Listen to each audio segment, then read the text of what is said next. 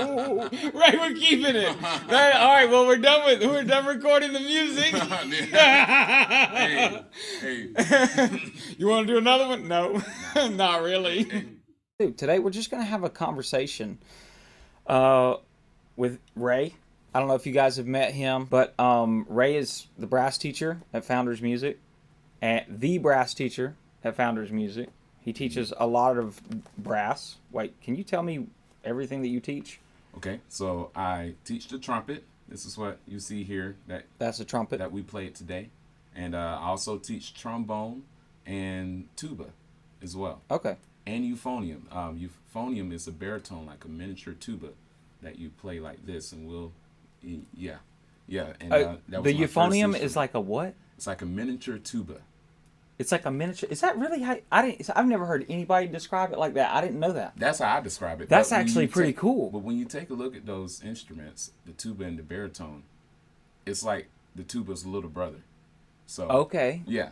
This is wild. That I was knew my a guy first in instrument. high school that started playing euphonium, and the only reason he played, he said that colleges look for euphonium players Yeah, because they're hard to find. they are hard to So find. he got a scholarship for playing euphonium. Yeah, I got a scholarship. No, you did not. In euphonium. No, you Yep. did not. Ray. Yep. You got a scholarship. That's awesome. Yep. What are the odds of that? That is so cool. Let's talk about a few things related to learning trumpet. Okay. You know, a lot of people right now are getting into band at school. Yeah.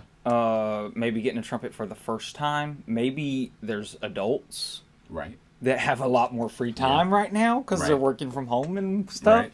And they have a trumpet in their closet and they might be getting it out to play it. Mm-hmm. So there's a lot of different kind of people that are signing up for online lessons. Yeah. So what does it really take? I mean, obviously you got to have an instrument. There's some kind of book materials. Yeah. So, if you're starting out as a student who is in school, we'll focus on the student first who never played before. Okay. And you already have your instrument and you have your mouthpiece. The books that most of the schools will start on are the Essential Elements or Standard of Excellence. And those are the two common books that are used in schools.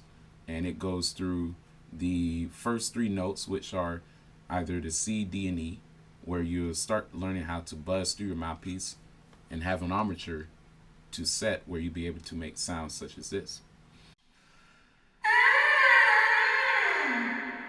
If you can make that sound, it will produce this.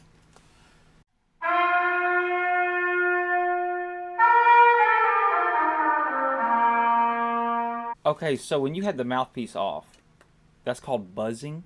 Yes, it's called buzzing. You're just buzzing through the mouthpiece. It's exactly what Okay, it's well called. tell me this. How old do people usually start taking lessons for brass? Like how old does somebody need to be to get into lessons? So for a trumpet player, if you're in the 6th grade, you will be starting probably at 10 years old.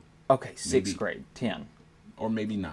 But Okay. 9 to 10 years old, you're starting. So that way, you'll be able to actually hold the trumpet. Because some beginners who are younger won't be able to physically hold the instrument until they're at least 9 or 10 years of age, where they'll be able to hold a student level instrument, which will be the same size as my trumpet, but the hand will physically be able to hold the instrument, and there will be an adjustable ring that can make it easier for the beginner, Okay. to hold the instrument Nice. and play. Okay. How much does it typically cost to For an get instrument? a beginner, trumpet, let's say? With all the music merchants in your local music stores, you can start out buying a trumpet for $300. You can get a trumpet for $300. Yeah, $300. Dude, that's pretty good. Just to begin. And it's not the I don't even think you could get a trumpet for that when I was a kid. I think they were more expensive when I was a kid. right. That's wild. They've come down. Yeah, they have Okay. came down. And if not, you can always rent.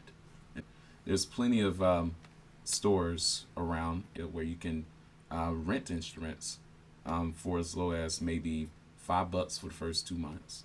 And it's- $5. Yeah, and Okay. essentially $30 per Okay. month after. So, for most beginners, I mean, do they typically rent, or do you think they usually buy? I don't know. They do. They rent the Okay. most. So that way they'll know if they want to stick with the instrument, they can continue renting or Okay. eventually buy. If not, they can just return it back and exchange it to another instrument. So it's probably maybe. a better idea just to rent, Right. for a while. Right, to rent. Okay. Well, at what point do you think about buying an instrument? At the point where you are, most importantly, having fun with the instrument, Yeah. knowing that you have a degree of passion, And you to know you're going to continue. keep playing it? and you're going to keep playing it. And then that's when the parents say, okay, we got to buy you an instrument. Okay. Because we're going to invest now that this is something that we know that you want to do.